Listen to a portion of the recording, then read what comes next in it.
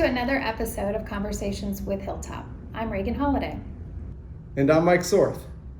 Given that interest rates are incredibly low right now, many governmental entities are looking at their outstanding obligations to determine whether there's any refinancing opportunities. One often overlooked consideration when refinancing debt is how you're going to invest the funds that will be used to pay off the refunded obligations.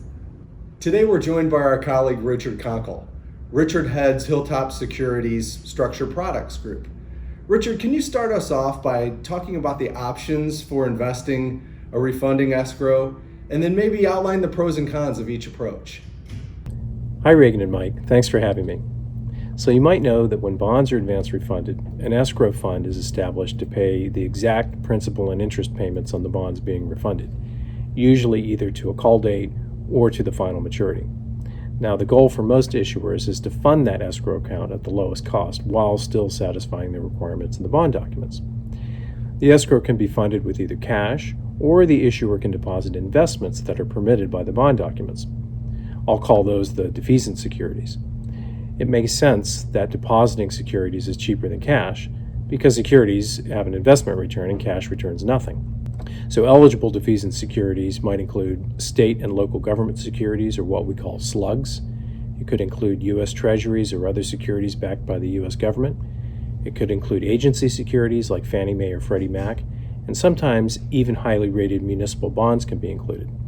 I think it's important to understand that each bond issue could allow for different types of securities, and sometimes even the original investors of the bonds have limited what's permitted in an escrow. So it's really important to engage an experienced team consisting of a financial advisor, a bidding agent, and a bond counsel to review the documents to understand what's permitted. Once that preliminary work is done, your team should be able to advise you about your investment options. Richard, with respect to slugs, why are they the most common option?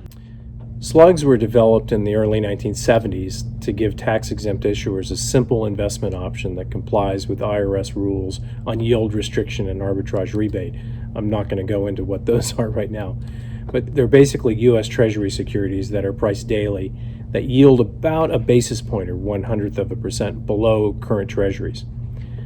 Generally speaking, slugs can be used if the refunded or the refunding bonds are tax-exempt. That's an oversimplification, so issuers should definitely consult with a bond or tax counsel about that. The main point here is that slugs are simple, but the trade-off is that they're among the lowest yielding investment options.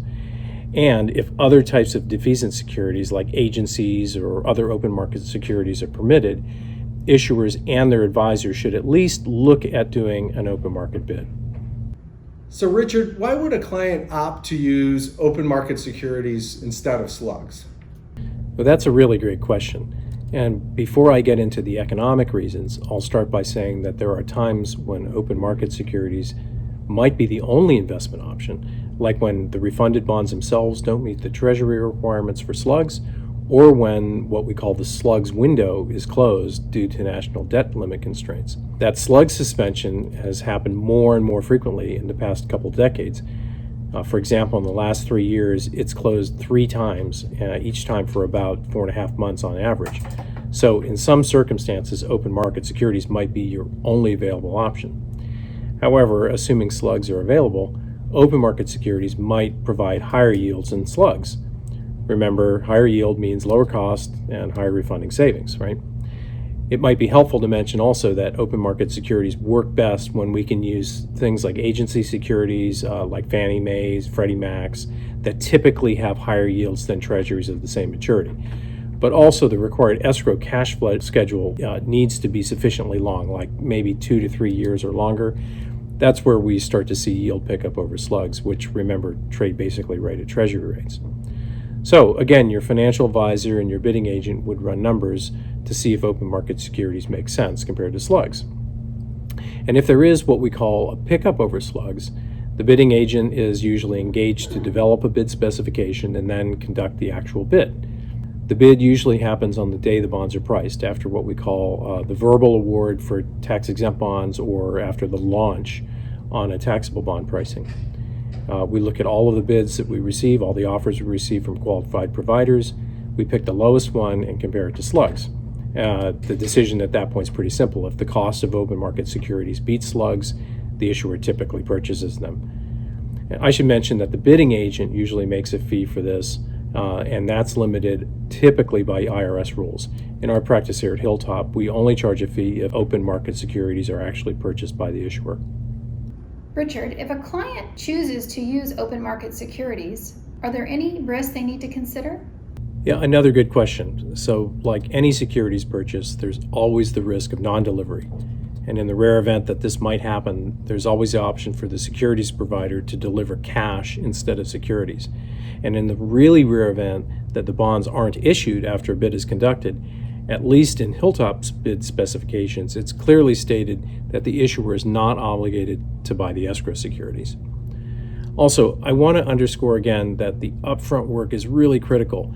Once the escrow cash flows are bid out and the securities are purchased, making changes after the bid or unwinding the purchase might come at a considerable cost to one or more of the parties involved, including the issuer. Also, right after a successful bid, the bidding agent needs to check that the proposed securities portfolio is valid, and then the issuer's verification agent will check that all the math works out. It's really important to work with reputable, experienced, and well-capitalized firms that are able to, as we say, put their money where their mouth is. Thank you, Richard. Mike and I appreciate your assistance today in providing an overview to our viewers on the funding options for their refunding escrows. My clients and I have worked with you numerous times in the past to take advantage of better yields by using open market securities.